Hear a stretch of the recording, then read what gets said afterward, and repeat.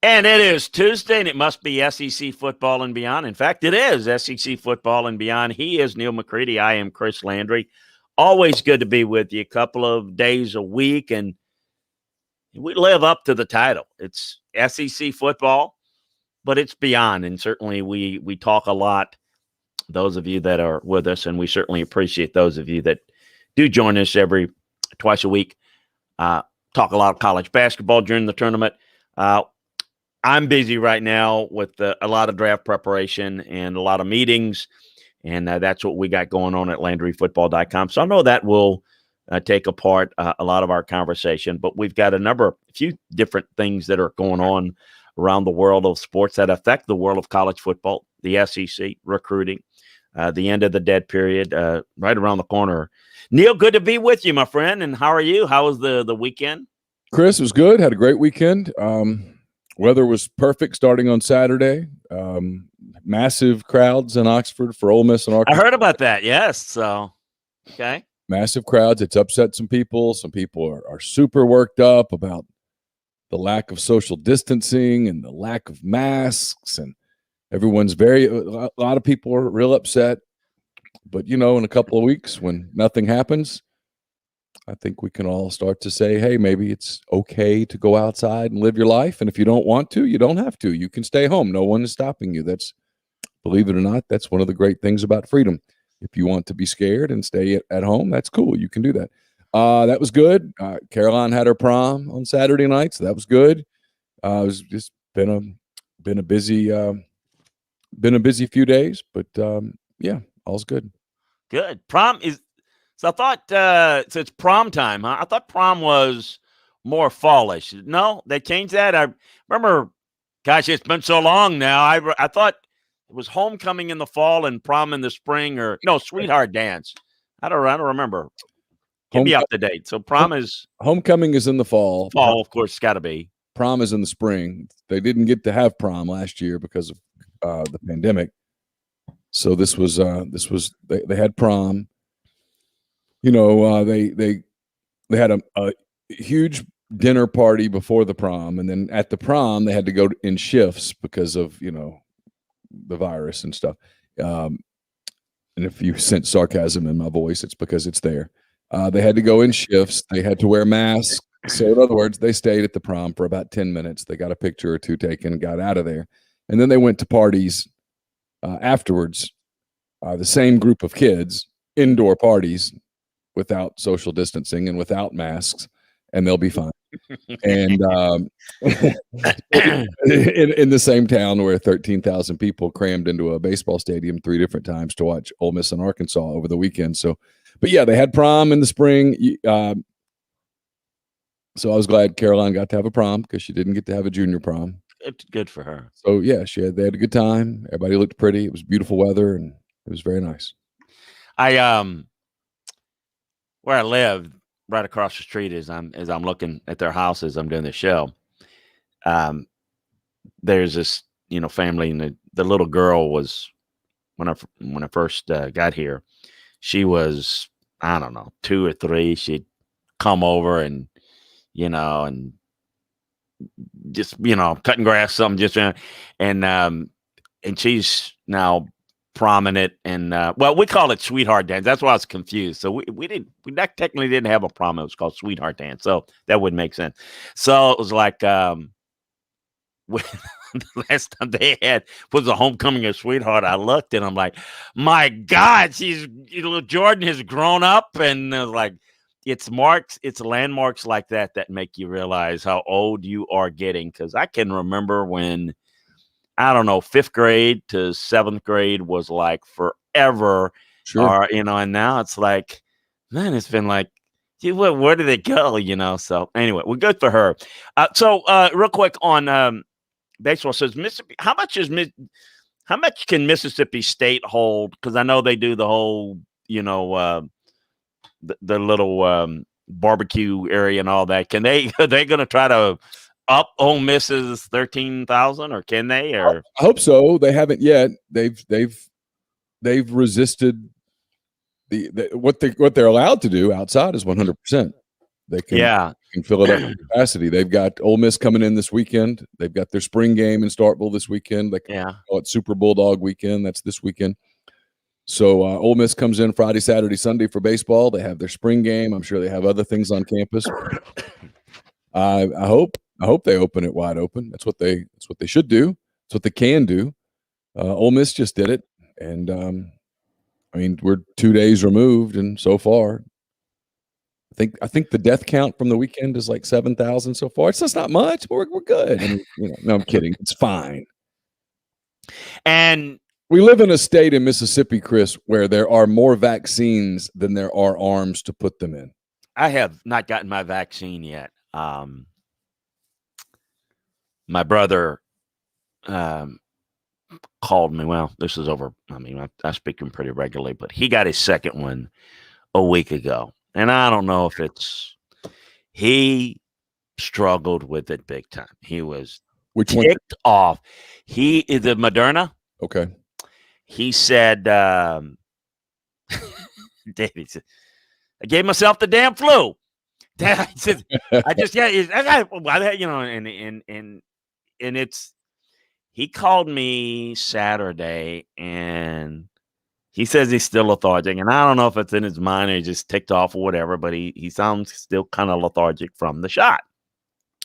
And so he told me, he says, if I got to take this again, not doing it. He just, and so after that, I've heard your story. I've heard other people's story. I've decided I ain't taking the darn thing till after the draft. I cannot afford to.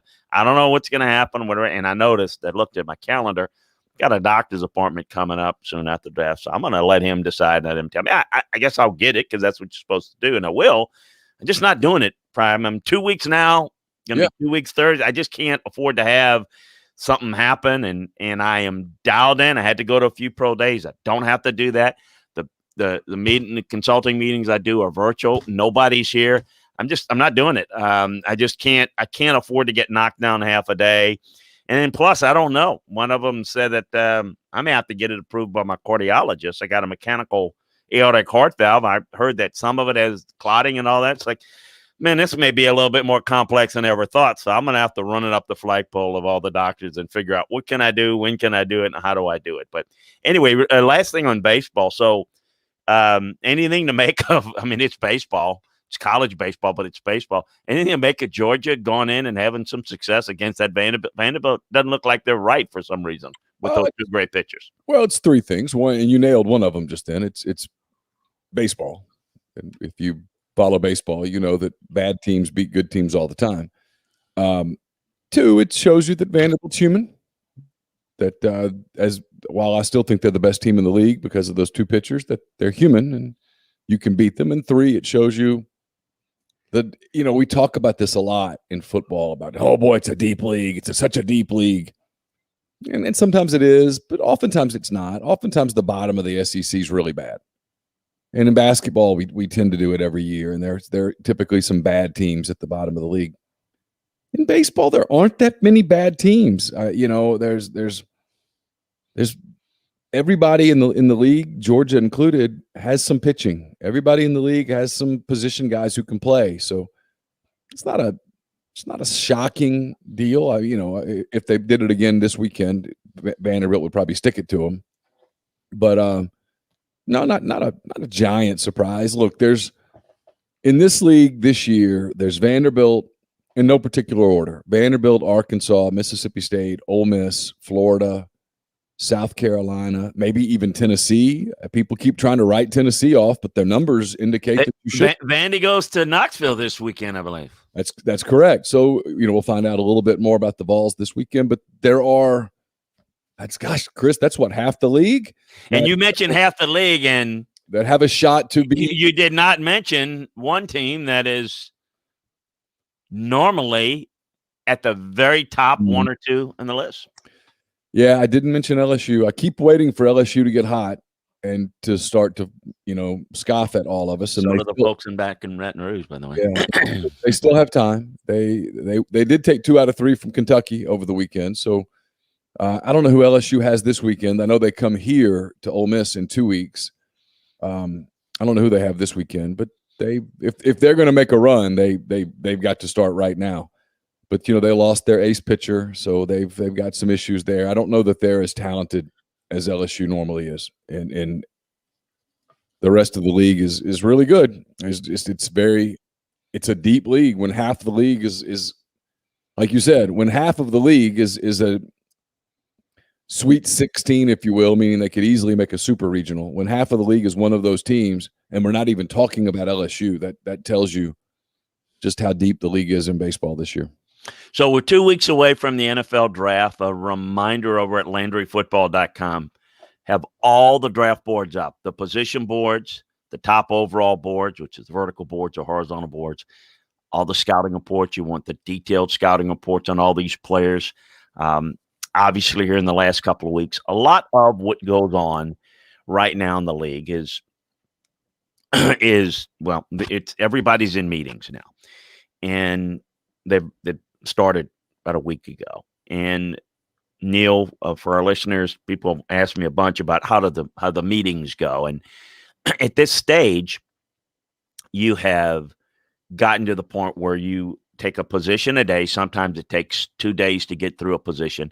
But you're not going through everybody, meaning you've put guys already that are on your what you call your reject board, and you go through all the receivers A through Z in your book, everybody that's seen the player.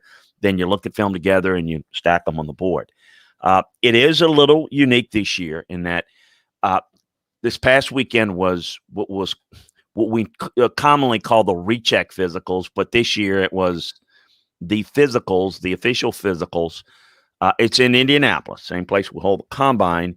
And so players were there doing their medicals, which, again, this year had to be done differently. Normally what happens at the combine in February, you have the medicals. Anybody that's labeled for rechecks, meaning they've got an issue going on, they come back a week prior to the draft. And so right now, the final meetings as you're putting together your board, people think that the boards are set long in advance. They're not. They're getting done now as we speak, and it's later this year than normal because you're taking all that medical information that you're trying to get all done. Every team trainer and every doctor, limited number of medical personnel can go this year. As opposed to normal. So that's kind of where we are. Everybody kind of wants to know what's going to happen, this or that rumor, tracking every rumor, this and that. It is lying season. I will remind you. I used to have to go to confession a little bit more, after this. I used to say, gosh almighty. If somebody like my friend Neil would call, I'd say, Neil, ask me no questions. I'll tell you no lies. You ask me a question, I may have to lie to you. So anyway, it is an interesting time of year because everybody's excited now to see where these players are going to go. And there'll be rumors that are going to come out. And they're, Neil, they're stories like somebody will send something to me. It's like, well, the owner and the general manager of the Falcons are finally on the same page. Or something. It's like, that's like the story. That pretty, that's kind of like, today's cloudy, it's sunny. I mean, it's like what it's kind of weird what people try to make stories up. Oh, Jerry Jones like Kyle Pitts. So does everybody else. It's like, but there's a storyline that's built around it. So I know there's a lot that's going on in terms of conversation, but what is really going on inside is the finalization of the board. And then the last 4 or 5 days, Neil, it's a lot about what we call draft management, trying to figure out what are the options, what are the scenarios. Obviously, you're picking fourth. You have a much better idea who's going to be available to you as opposed to if you're picking 14th. More difficult if you're 24th, and so on and so forth. Do you do mock drafts? We never did a lot of mock drafts. What we tried to do is go through what I think is more productive. So who gives a flip whether, it's, who takes Penei Sewell? If you're picking, 24th, he's gone, but you want to figure out where he might go that might determine whether, Slater is available or whether someone else Trevin Jenkins is available or Darrisaw is available. So you try to figure, yes, to some degree, who's likely going to go. But what I tried to do is more productive is, or if we're picking 14th, okay, this is who we think is likely the cluster of players, 2-3 players that we think is going to be there. And you have a pretty good idea. What do we want to do there to make sure that we take care of that? Now, if something happens, player number 8 on your board slips, and it could very easily happen. Well, it's pretty easy. If you set your board up correctly, you're good. So you try to get a feel for it, but what other people are going to do, and that's about as far as you go with mock drafts. So you do a lot of information, and look, it's difficult. Here's why: it's to do a lot of mock drafts. You got to talk to a lot of people that you're not going to be honest with. Right. You're hoping they give you. You're hoping they give you honest information, not real realistic to worry about a lot of the minutia. Okay, so let me take you through some draft questions that I had. I told you before we got started, I pulled up my friend Eric Edholm's latest mock draft. Eric writes for Yahoo. Known Eric for a long time, was Pro Football Weekly for a long time. So he's got the same top 3 that generally everyone has right now, Chris. He's got Jacksonville taking Clemson quarterback Trevor Lawrence. He's got the Jets taking BYU quarterback Zach Wilson. And he's got the 49ers taking Alabama quarterback Mac Jones. You generally agree that that's likely that's how those first 3 picks will go? The first 2, I don't know what the Niners are going to do, quite frankly. I'm not trying to be coy. I just, I absolutely could see, Mac Jones going there, but I could see something different that may surprise folks. But yeah, I think there's good possibility that would happen. I will say this, that if Mac doesn't go there, then this is where people say, is Mac Jones worth it? Let me answer that right now. It doesn't matter if the Niners think he's a great fit for them. Sure. It's not a consensus. Okay, so there's probably, 25 teams in the league that wouldn't take him, 10 spots lower. That's okay. Yeah. Doesn't matter. So I think what's intriguing if they don't, where does he go? Because then that's going to be interesting. Well, you just walked into my next question. So Edholm, and I've seen other people write this too, and this is a name that I see a lot, and I want to get your thoughts on this guy because it's Trey Lance, the quarterback from North Dakota State, who he gets some comparisons, right, to Carson Wentz, whether fairly or not, because of their backgrounds and who they played against, and obviously Lance with the pandemic, kind of the lost a season, et cetera, et cetera. He's got the Falcons either taking Lance or trading out of this pick for some team that wants to move up and take Lance or Jones if Jones didn't go 3. So I threw a lot at you here. We'll start here. Tell me about Trey Lance. What are your thoughts on him as a NFL prospect? I think he's got a lot. He's really good size. I think he's not only got a great arm, but he's really athletic. He's only a 1-year starter. Hey, welcome to today's football. You'd like to see more, you don't. Sure. Big time playmaker.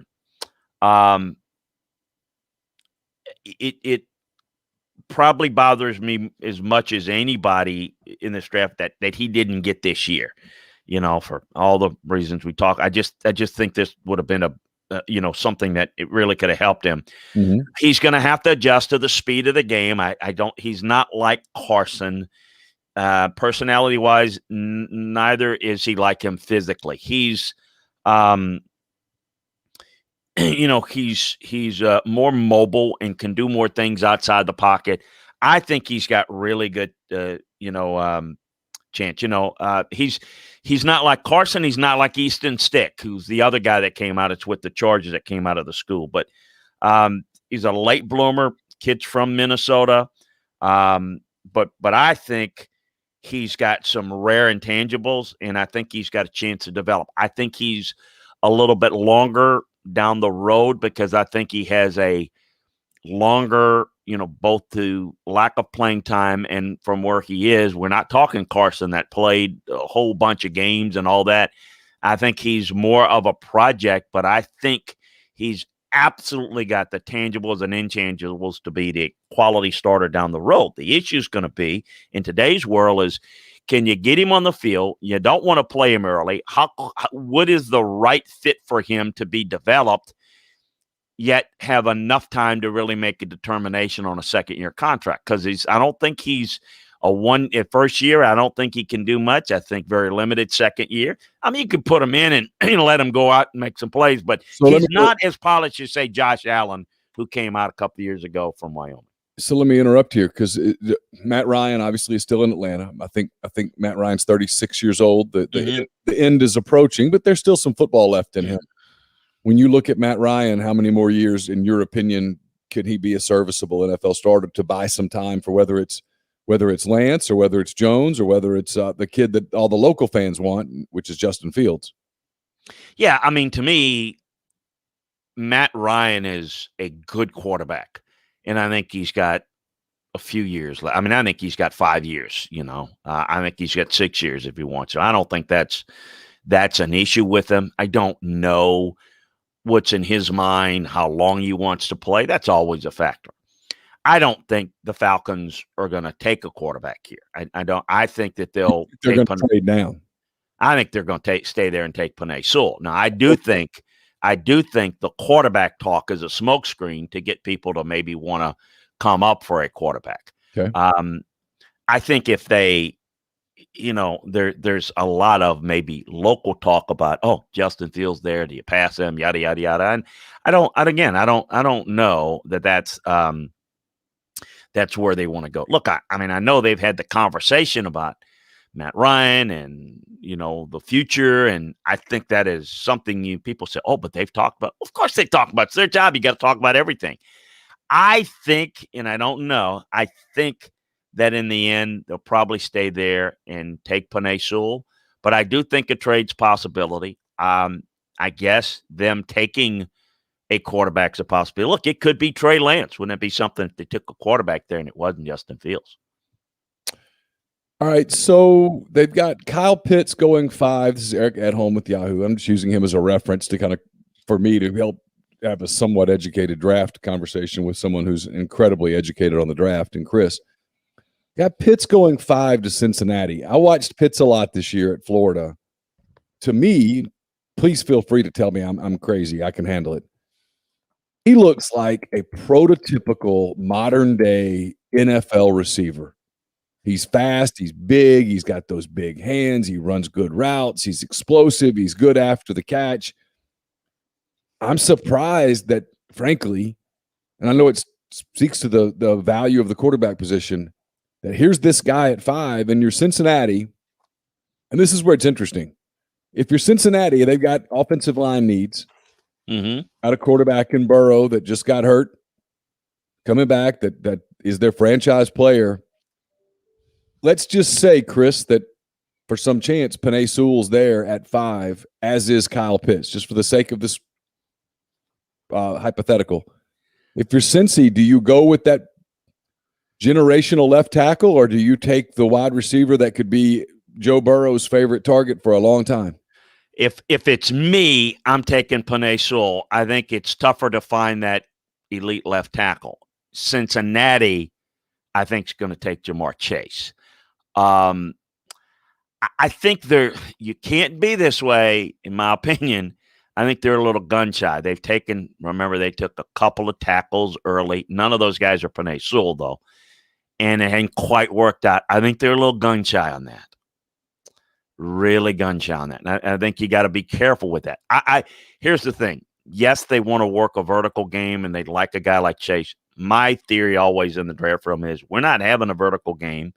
Yes, you need a speed receiver to get outside. If you don't have pass protection, you're never getting vertical.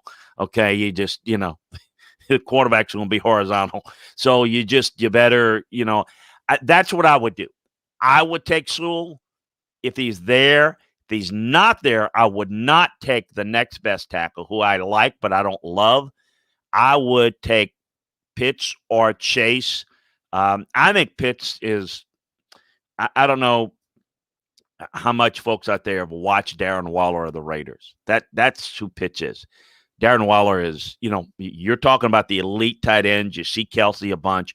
Waller he is a big receiver that's athletic. That's Kyle Pitts. So I think the Bengals are in great situation. I think they feel my sense is they feel a little bit more comfortable with Chase, and Burrow, and I think in that offense, that's where I'm guessing.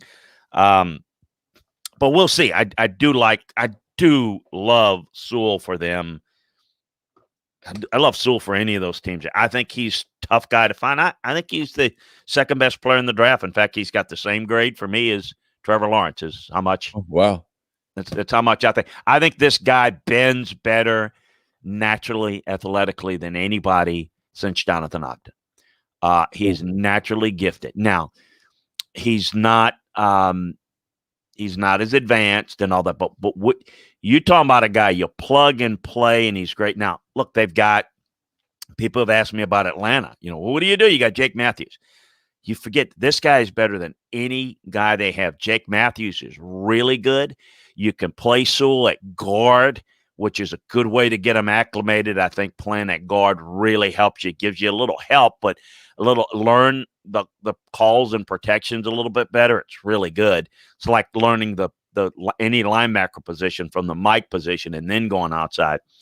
I just think there's not any place where I would say, Penei Sewell wouldn't help. You can take the best tackle duo in the league, and this guy comes in and helps you immediately. And I think it's tougher to find a guy like this. I like him a lot, but it doesn't mean that I would not like the pick of Pitts or Chase or any of those guys, because I think they're all good players. The issue is what's the right pick, and I'm curious to see what they do there.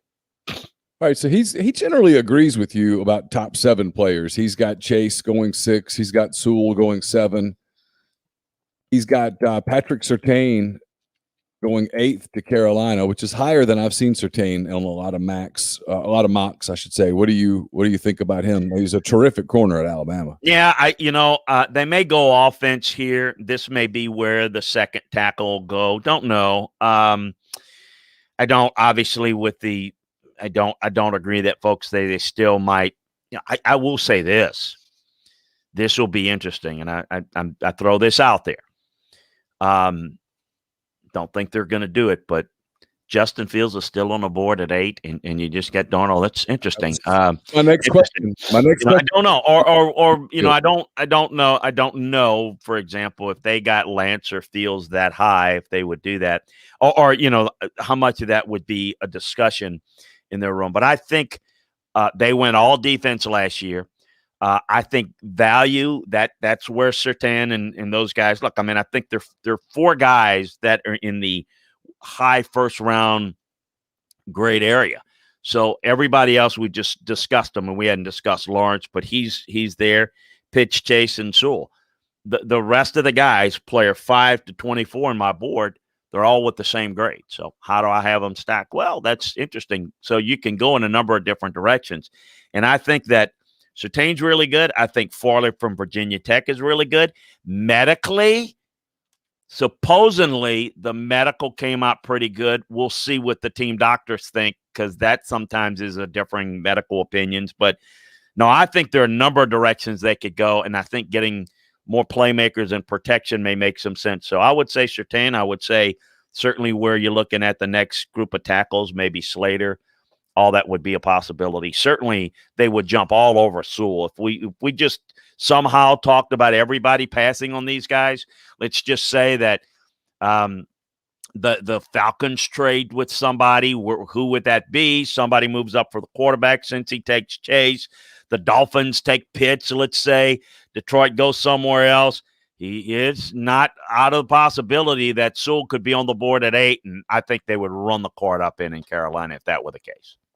All right, that gets me to number 9, and one of the teams that's kind of a wild card here, because you've got Denver, who apparently is not in love with Drew Lock. Mm-hmm. We talked about the Jets and them moving on from their quarterback. The Broncos kind of getting to that point where you got to make a decision about Drew Lock and what his future is. Is Denver a team that you're watching in the possible trade up? Would Denver look to trade up to say number 4 to get, whether it's, I don't know, whether it's Lance or whether it's Fields, but to go make sure, hey, let's go get our quarterback here? Obviously it depends. Yes, I would put them in that category. What grade do they have on Lance and Fields? How do they feel about it? Yep. You know what? I'm going to throw this out. Do they have to move up? I mean, you start looking at it. I think you always, if you really are in love with Justin Fields or Trey Lance, I don't think you mess around. This is why, by the way, the Falcons are discussing and throwing this out and throwing the quarterback rumors out, because I think that's where they would want them to move, and so they could move down, because I think Atlanta would feel pretty good. I wouldn't do it because I wouldn't pass up Sewell, but I think if you're Denver, I think there'll be a good offensive lineman there. I think there'll be Micah Parsons, a linebacker that is a great player for him. I think there are a couple of directions that they can go, but quarterback is one of them, and one of them slipping into their lap is also a possibility. Don't see them liking or going for Mac Jones, but if Lance or Fields were there or reachable, we'll see. George Payton is now running it. Let's remind everybody that John Elway's great to be John Elway. Much of the chagrin, a lot of the media in Denver, I was very critical of John Elway as a GM for years, because he's just not very good at that. But he's the only guy that basically got fired as a GM and got promoted up to president, which you can do that if you're John Elway in Denver and kiss babies and shake hands. So let's remind folks that John Elway, and we don't have enough time in the show to run down the number of quarterbacks he misevaluated and made mistakes on. Let's see what George and that staff thinks now of these quarterbacks at Denver. But I definitely think that's possibility. I do think that's where you start to really look at it and say, where do you go? The other team to look out for is, I know that Philly like Zach Wilson, but would they like Justin Fields or Trey Lance at 12? Would they be willing to move up a couple of spots there? Interesting to see. Let's keep an eye on Philly. Let's keep an eye on Denver. If I were Detroit and again, Justin Fields is there and you like him, I think those are all things that are intriguing. You don't have much time to get things in on Detroit before they fire you up, because that's a revolving cycle there. So I don't know if they want to start young quarterback behind Jared Goff. I think they probably want to get personnel around him, because you don't have 4 years to build things over there. All right, so I'm going to run through some names, and this is leading to a question that I want to get your thoughts from a strategy standpoint if you're an NFL franchise. So he's got, we don't have the time to pick these apart one by one. So okay. Let me get to a overreaching point here. He's got Dallas taking Northwestern offensive tackle Rashawn Slater. I hope I'm pronouncing his name. He's got the New York Giants taking Penn State linebacker Micah Parsons. He's got the Eagles taking a corner that I love, South Carolina's J.C. Horn. He's got the Chargers taking Virginia Tech offensive tackle Christian Darrisaw. He's got Minnesota taking Michigan edge rusher Kwity Paye, who's got a great name. Holy cow, if that guy becomes a star in the NFL, he's got the name for it. Kwity Paye. Who wouldn't love that name? He's got New England taking Jalen Waddle. He's got Arizona taking Devontae Smith, his teammate at Alabama. He's got the Raiders taking Oklahoma State offensive tackle Tevin Jenkins, a guy you mentioned a minute ago. He's got the Dolphins taking Miami edge rusher Jalen Phillips. He's got Washington taking Tulsa linebacker Zaven Collins. He's got the Bears at 20 taking wide receiver Kadarius Toney. And so I bring up those names not to pick apart whether he's going to get these right or not, because certainly he'll get a couple right, he'll miss a bunch, whatever. Here's my question. Like Dallas, for example, needs defense.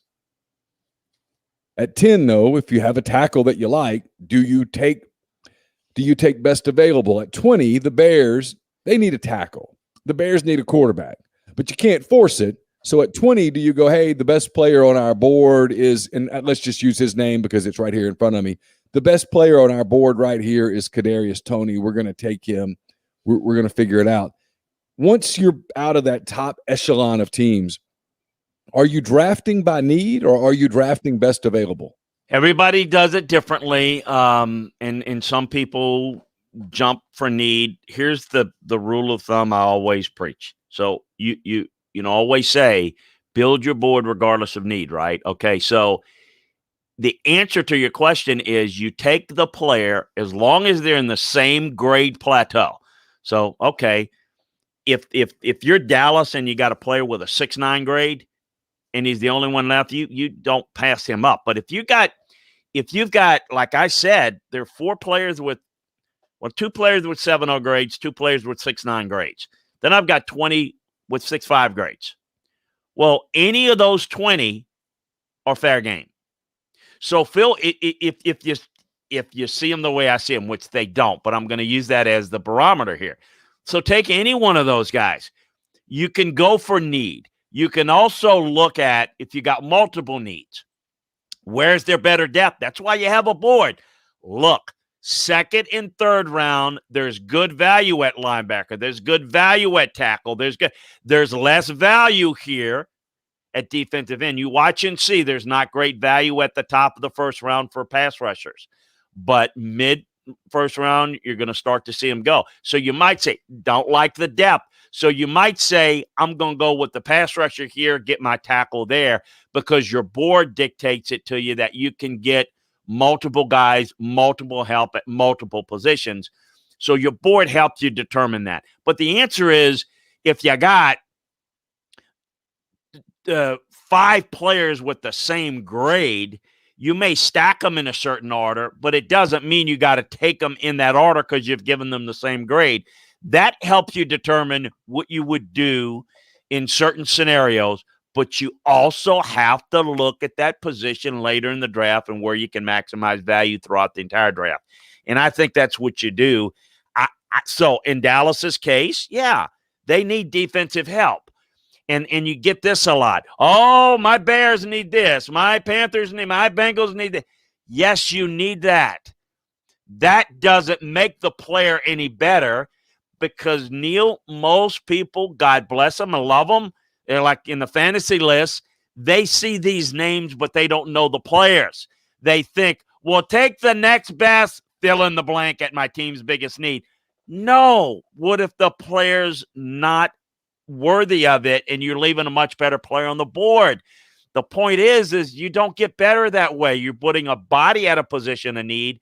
So yes, understanding that this is what your needs are, and if value meets need, absolutely you should, that's what you want to do. But sometimes it doesn't, and sometimes you need a pass rusher, you want them, you target a certain guy, but there's a great, like you said, great offensive tackle that's there. Just too good to pass up.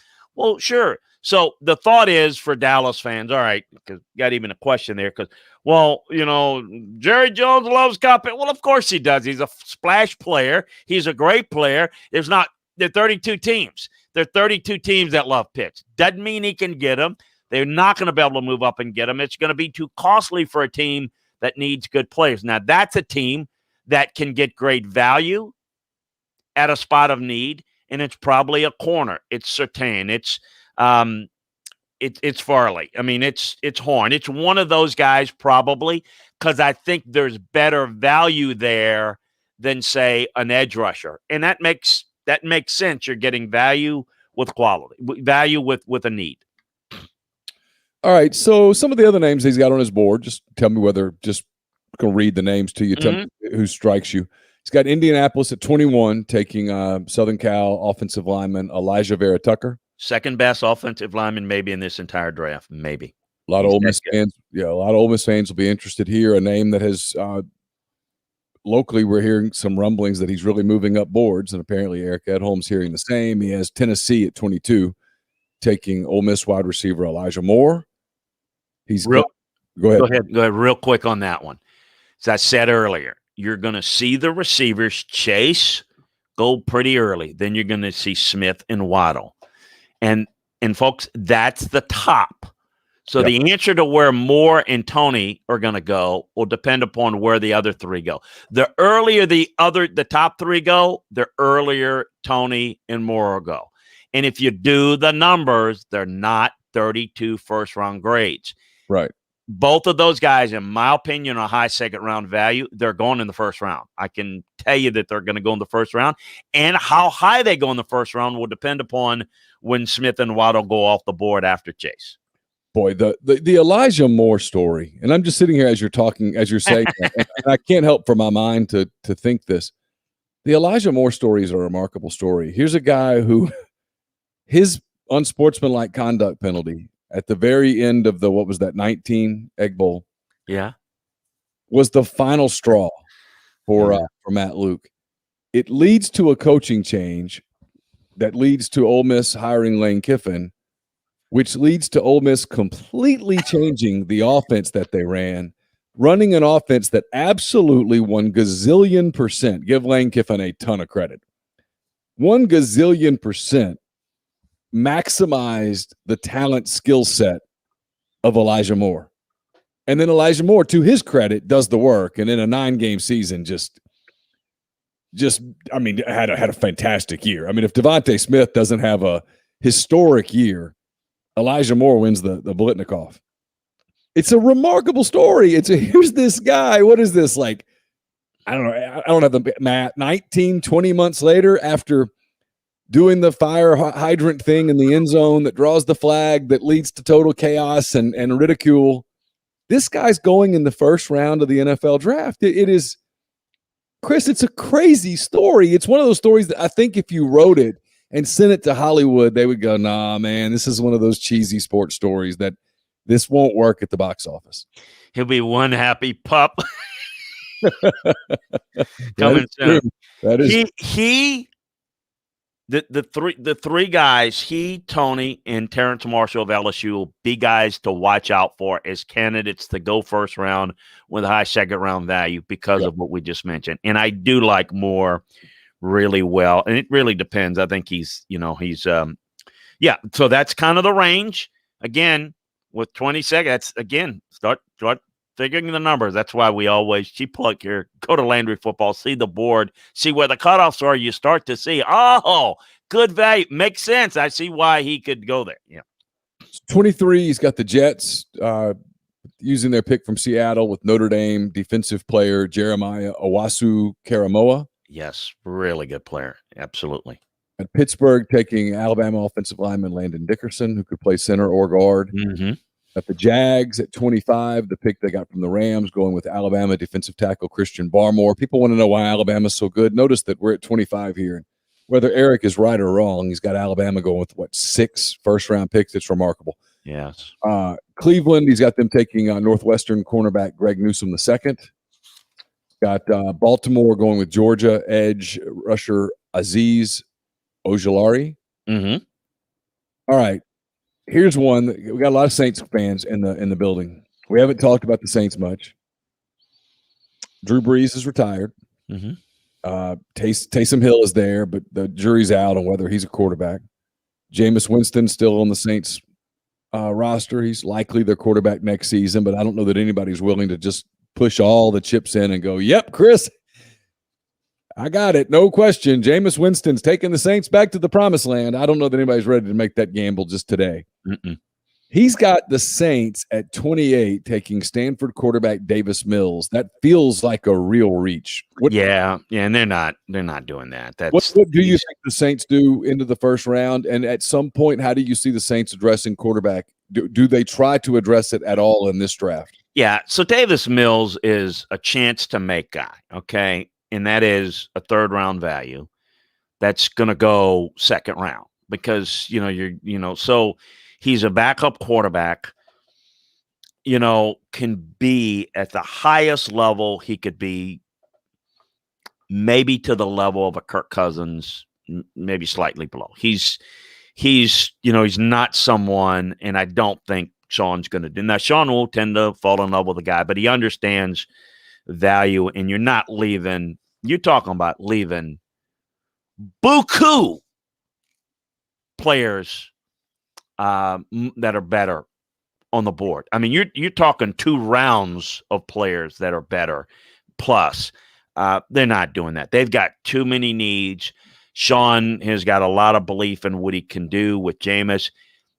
this kid would sit for 2 years. No, that doesn't make sense. And really, I don't think any of those guys make sense at the first round. Now, I do think in the second round, and first of all, I think Mills has got a chance to be their second round pick. I mean, if they want to do it there. And if you certainly don't do it in the first round. So to me, that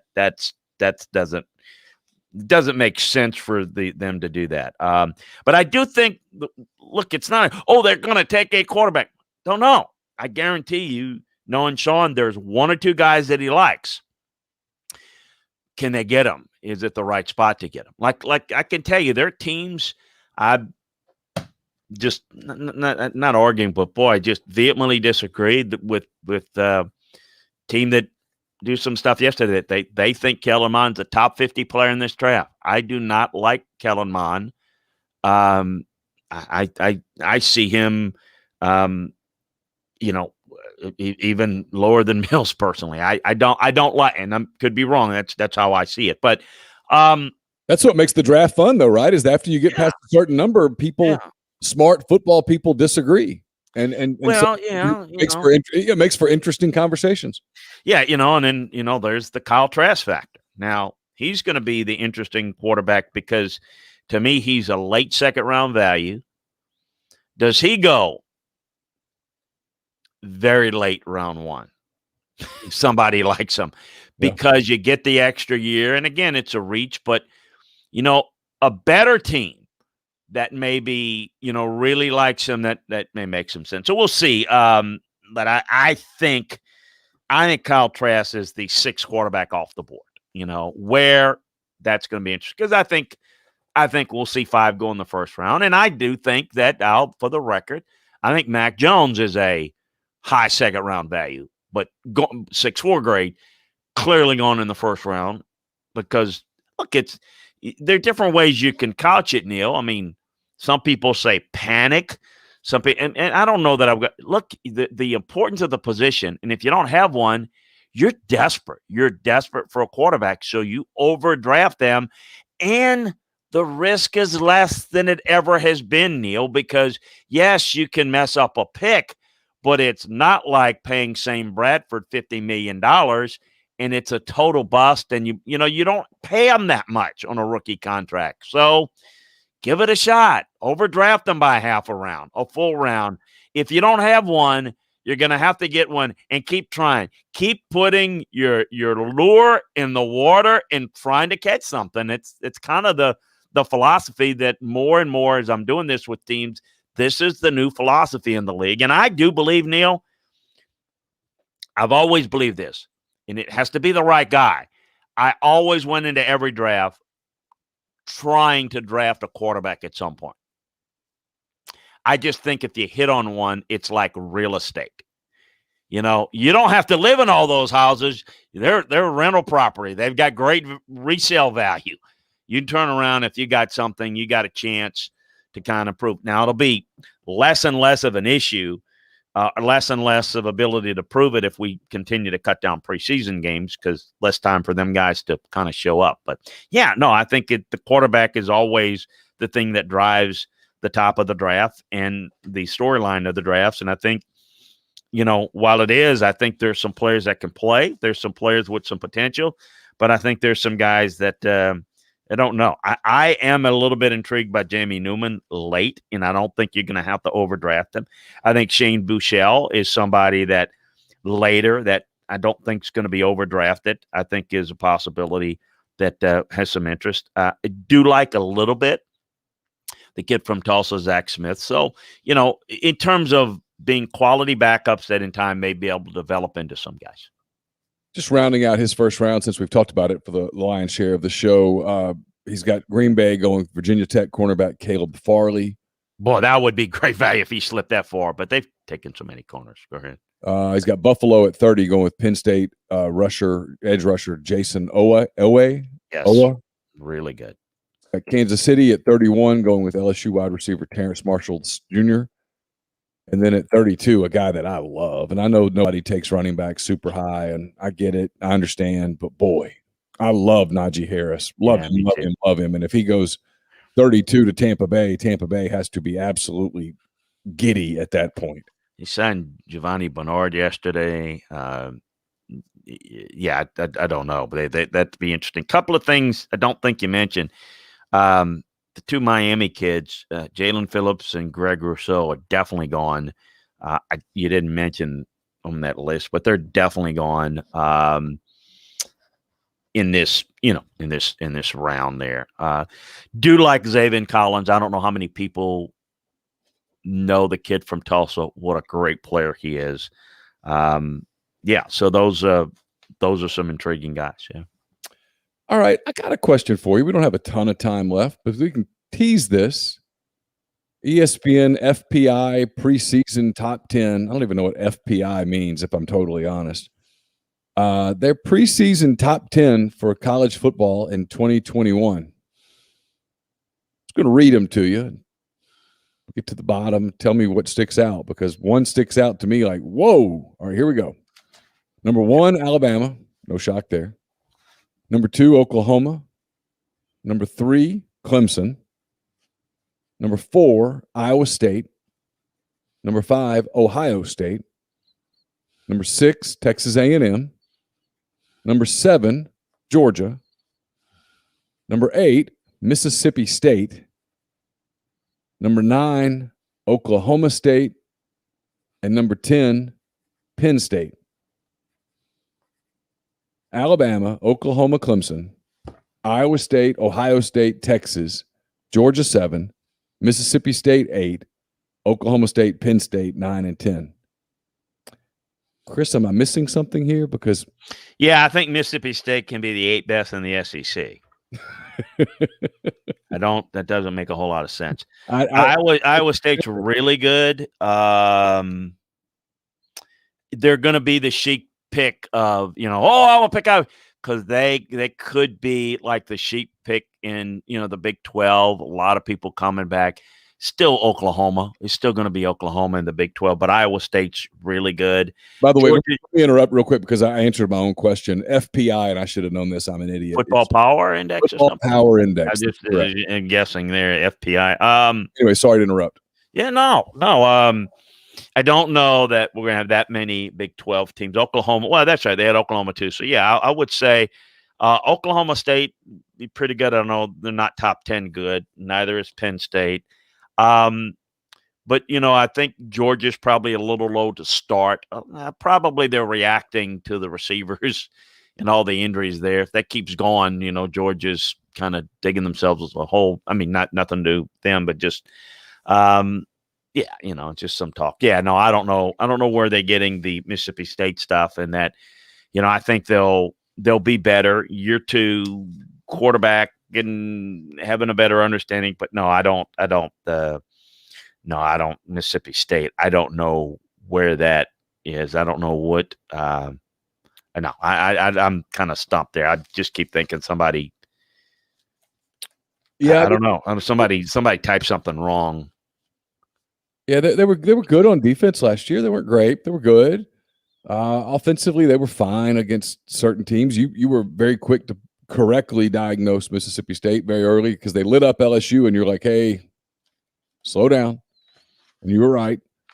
I don't know. Yeah, I mean, 8 in the coming. You want to talk about a team that could be potentially a top 25 team if things break right. Yeah, I could make a case for that. Top 10. Now you start looking at. There's one thing I will say about top 10.